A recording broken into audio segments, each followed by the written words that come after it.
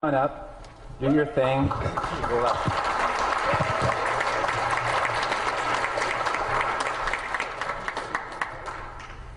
Have you ever wondered why Canada is in debt? Have you ever wondered why the government forces Canadians to pay so many taxes? Have you ever wondered why the bankers from the largest private banks are becoming wealthier and the rest of us are not? Have you ever wondered why the gross national debt is over $800 billion? Or why we are spending $160 million a day on the interest of the national debt? That's $60 billion a year. Have you ever wondered who receives the $60 billion? What I have discovered is the banks and the government have colluded to financially enslave the people of Canada. I will share with you 3 important points of reference which will hopefully spark enough interest and concern for you to continue the research on your own and to engage your government to stop this criminal act against the people of Canada. First, we will briefly examine the Bank of Canada. Second, we will see how our banking system works today. And lastly, I will offer a viable solution that we can petition our government to implement. A very little known figure in Canadian history is J.O. McGeer. He was a lawyer, member of Parliament, and mayor of Vancouver. His contribution to Canada is probably the greatest in our history. He championed the creation of the National Bank of Canada, whose sole purpose is to create and manage Canada's money. It was formed on July 3, 1934, and owned by all Canadians. Until the 1970s, because of the Bank of Canada, Canada's national debt was held at a constant, manageable level, until the government decided to implement what we now have as our modern-day banking system that is robbing the Canadian people. So how are they robbing us? Allow me to explain how our private banks and government work today.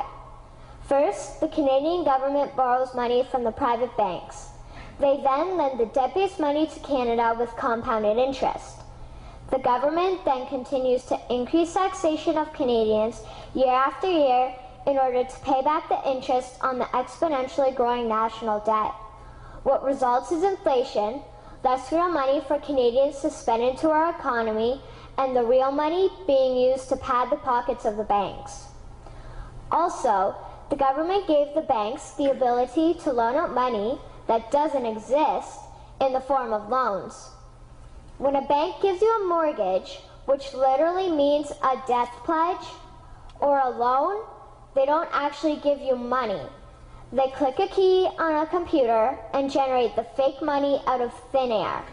They don't actually have it in their bank vaults. Presently, the banks only have $4 billion on reserve, but they have loaned out over $1.5 trillion. To quote Graham Towers, each and every time a bank makes a loan, a new bank credit is created. New deposits, brand new money. Broadly speaking, all new money comes out of a bank in the form of loans. As loans are debt, then under the present system, all money is debt. What I find interesting is even Jesus, in Matthew 21, drove out the money changers in the temple because they were manipulating the currency to steal money from the people. The private banks are just like the money changers in Matthew 21. They are defrauding and robbing the people of Canada, thus their freedom, and they need to be stopped. How should the banking system work?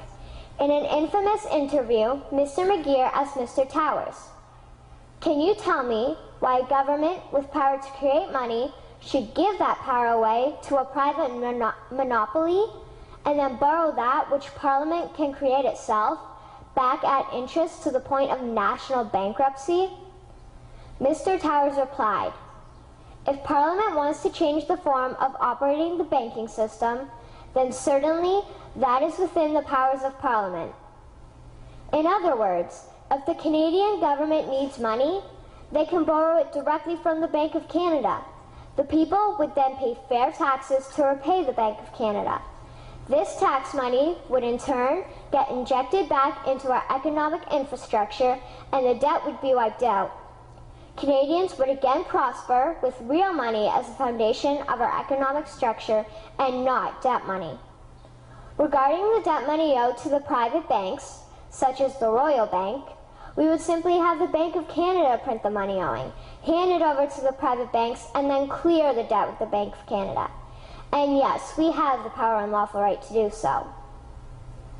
In conclusion, it has become painfully obvious, even for me, a 12-year-old Canadian, that we are being defrauded and robbed by the banking system and a complicit government. What will we do to stop this crime? What will we do to ensure that the next generation will live free and clear of the debt-based economy that enslaves them to the banks?